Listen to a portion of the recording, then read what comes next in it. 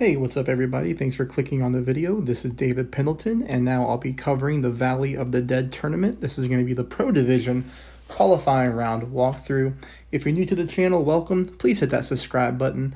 And secondly, if you like the content, please take a moment there to hit the thumbs up. All right, let's go ahead and head off here to hole number 1. Hole number 1, we're going to play 10% at max. Titan ball is all that we need here. 6 top, 2 bars of side spin to the right. You'll see here that I set up at the plus 12, somewhere like around the plus 11, plus 12 yard mark. I do that so that if I flip the screen and I get a little bit of a headwind angle, that I'm still able to pull my rings 100% accurate without pulling into overpower. So as you see here, that worked out. And then I go with a little bit of overpower on the shot. So I'd rather do that than pull into overpower with my ring adjustment. The ball comes in very nicely between the 2 sand bunkers. We get a good roll, and we could push that one a little bit harder if we wanted to, but when I play at the extra mile 9, on most cases, I try to cap myself out at 6 top spin, just in case you don't have that club. Now, the shot that we're going to be playing here, you're going to notice is, well, I don't have the graphic, but we'll talk about it here together. So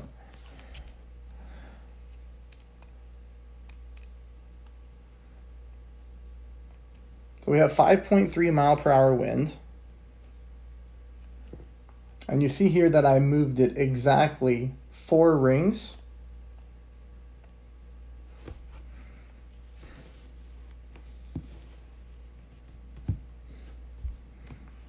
So that shot right there, I played 30% at max, okay? That shot was 30% at max. Now let's look at it again so we can see the setup, because I'm surprised that I didn't have the graphic there like I normally do. All right, let's take a look at the spin. 1 bar of side spin to the right, ball guideline going directly to the hole. It's exactly a 4-ring pull, perfect ball. Speed is great, unfortunately just missed this one right there to the left-hand side. So what could we do differently?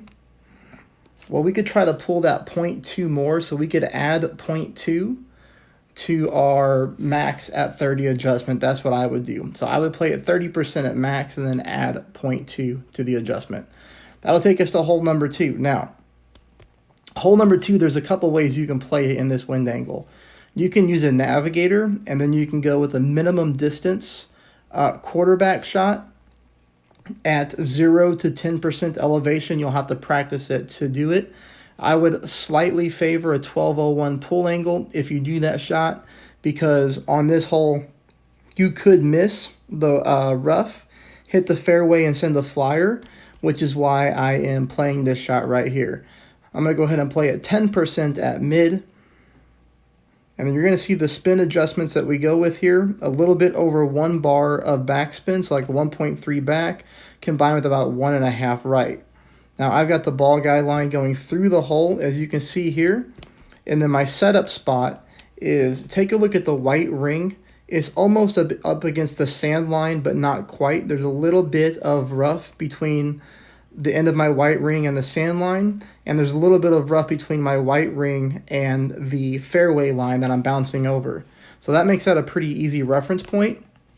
Now, of course, when you're using a katana in pro, you can get a very wide wind distance. This 7.3 is kind of a little bit on the higher end. If you were to use yourself a money ball with high wind resistance or even a kingmaker, that would be an advantage. But we don't need it on this hole, which is why I chose to go with the katana. And you can see here we get that nice rollout, and we do go in for the hole-in-one there on hole number 2. That'll take us to hole number 3. We go ahead and play this one 10% at max on the drive. Same thing here. I'm just going to go with 6 bars of top spin to kind of cap myself out. 3 bars of side spin to the right. We don't need to go with more top, though. I'm also setting up here at the plus 3 yard mark with my red ring on the rough line. No overpower. This is just a normal shot. The ball does hit perfect, and it's going to leave us for a really nice opportunity here on shot number 2. Now in Pro Division on shot number 2, this shot can really be dialed in really nicely if we were to use a slider. I try to avoid the slider as much as possible on my general walkthrough so that it helps out the masses. But you're going to see here, we're going to go with 3 top, 3 bars of side spin to the left. That's going to be good. And then I'm trying to find the sticky spot. You can see here that I've got the ball guide line aiming directly in the middle of the hole. So we can see the setup spot. And I'm using a lot of the rough as well, okay? So we can see that that's going to be pretty easy to duplicate here. The wind is 5.7 miles per hour. We'll take a look at my pool here. Sometimes I use the golf ball, sometimes I don't. But here you see, for me, I'm pulling this one about 5.7 rings. So I'm essentially playing it 1-to-1.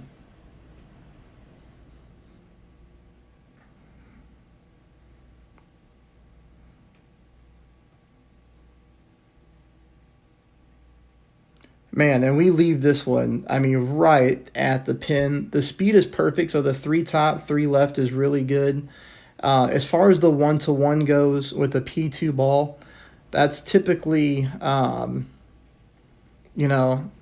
typically the wind minus 0.1. On this one, the only thing I would do a little bit differently to not overcomplicate it is I would just go ahead and offset to the left-hand side of the pin. So keep your ball guide line fully through the cup.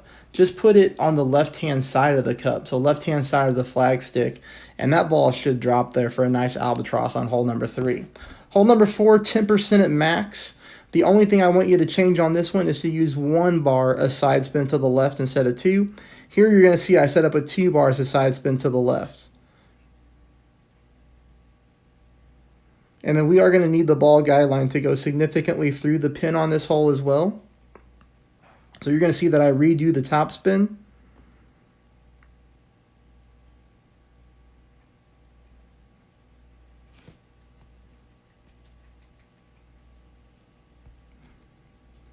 Again, the thing that I want to change here is I just want to change this to 1 bar side spin to the left instead of 2. I've got a perfect ball, so that's good. You'll be able to learn from this one. We hit the rough, we get the nice roll. But unfortunately, the ball comes way too far to the left-hand side, so that side spin is just too aggressive for us.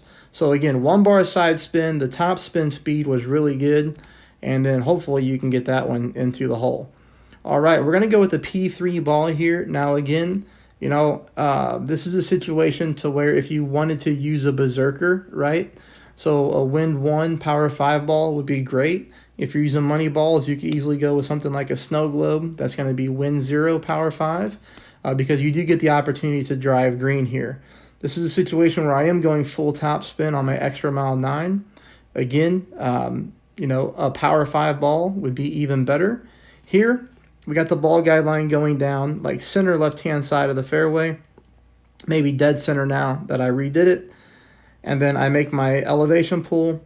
I turn around, and then I'm going to push all the way back up to max. As you can see right there. Now I'm going to go with an overpowered shot. This is about 3/4 of a ball of overpower. And what I mean by that is the bottom of my ball still had a little bit of target left to see. I'll show you what I mean here in a second. But you can see here, we get a great rollout, leaving us for a very easy chip in here on hole number 5. So this is what I mean by overpower. If you're new to my channel, I always use reference spots. Take a look at the bottom of my ball. Notice that there's still a little bit of yellow adjustment target there. So, obviously great left, great right could put you in the rough or the sand. But the thing about that is it's not going to matter because you're still going to pick up your birdie. So this is a difficult overpowered shot to pull off because of the skinny fairway. But no matter what, at the end of the day, you cannot ruin this hole and pick up a par. So we need to go gangbusters and try to get this one up as high as possible. Takes us to hole number 6. Hole number 6, this is a terrible wind angle for this hole. And we're going to have the same dilemma on hole number 9. Make sure that you bring your big dog, your cataclysm, whatever you want on this hole, as we're going to need the extra power to get down there. Again, with this being the qualifying round, I just went with the P3 ball. If this would have been a different round, I would absolutely be using a berserker on headwind on this hole. So if you have a lot of berserkers at your disposal and you want to make the hole easier, absolutely use a berserker here. You see that I do get a perfect shot using a little bit of overpower. This ball will come up nicely through the fairway. The thing about this hole is we would rather be higher and more right. Here, I'm kind of in the center of the fairway, which leaves me further away from the pin. So the further we can get up on this hole and the more right-hand side we can get, the better. Now, I'm going to have to use a very heavy curl shot here to get myself anywhere towards the green. I went with a couple bars of topspin combined with full side spin to the right. I'm not using any elevation. I'm using no ring pull. Here, I'm just using overpower mixed with full curl to the right. Now, you saw that I hit a great right shot here.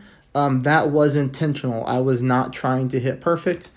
You don't have to do that if you don't want to. I was just trying to get, more centered up towards the pin, and just knew that with the amount of curl that I was using, I needed to hit a great right shot. Still, at the end of the day, I roll off into the fringe, so it doesn't really matter, perfect or great right. I'm still chipping in for the eagle there on hole number 5. Now we're going to go to hole number 6. Oh, no, that was hole number 6. This is hole number 7. Hole number 7, we got to walk through the setup, okay? Now, I don't want you to zoom in too far because you need to see your ball guideline once you start to set the spins. A little trick shot here on hole number 7 that sometimes works out. So here, let's talk about the setup here. Setup is easy to find. You're going to be putting your red ring right there up against the sand line, with the top of the red ring right up against the rough and fairway. So you notice that top of the red ring up against the rough and fairway, side of the red ring right there up against the sand trap, and then the blue ring there at the bottom is up against the sand. So as far as reference point goes, that's really easy. Now I'm going to apply left side spin combined with top spin. I'm going to go with about 4.6 top combined with 1.5 left. The top spin is going to vary. Okay, 6.5 mile per hour wind with a Kingmaker is pretty high. If this was like 5.5 wind, I would probably only go 4 top. So the higher the wind, the more top spin we need.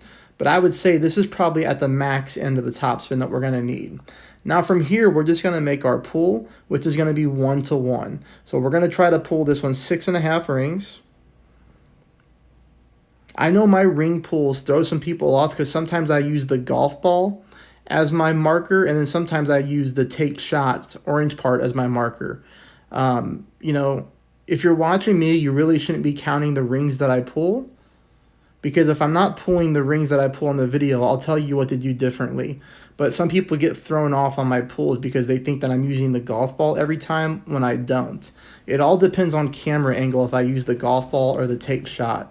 And that's probably one of the most common comments that I see is, hey, you said you pulled 3.5 rings, but you only pulled 3.2. And then I'm like, no, you're looking at the golf ball. On that particular shot, I use the take shot. So always keep that in mind when watching me. But we do pick up a difficult hole-in-one here on that wind angle on hole number 7. Not a lot of opponents will pick that shot up. So if you're able to drop that one, that'll be key. Here we go to hole number 8.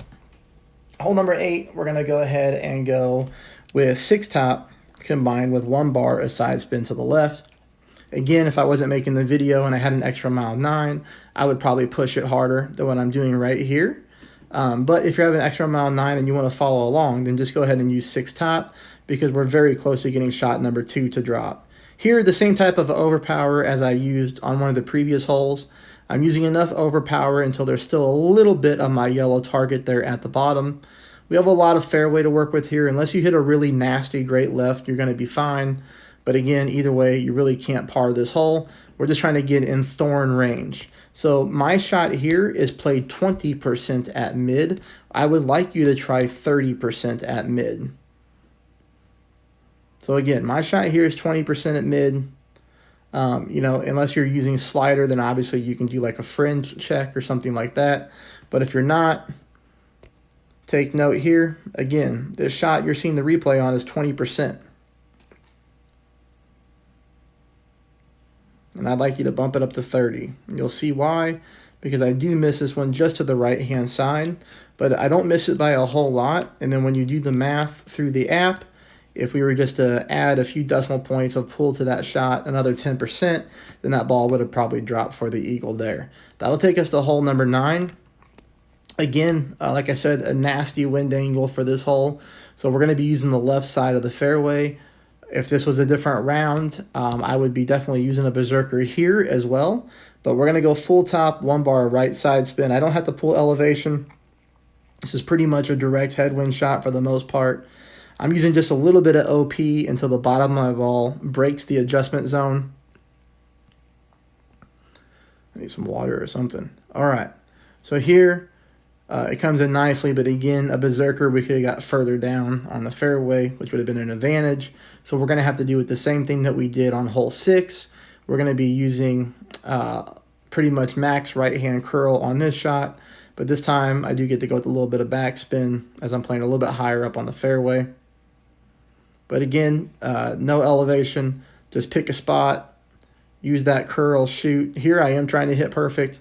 I do hit a perfect ball, and really just a little bit too much curl, as you're going to see that we whiz by the pin here, which is way left high. So I could have gone with left curl, or less left curl, or less right curl, geez.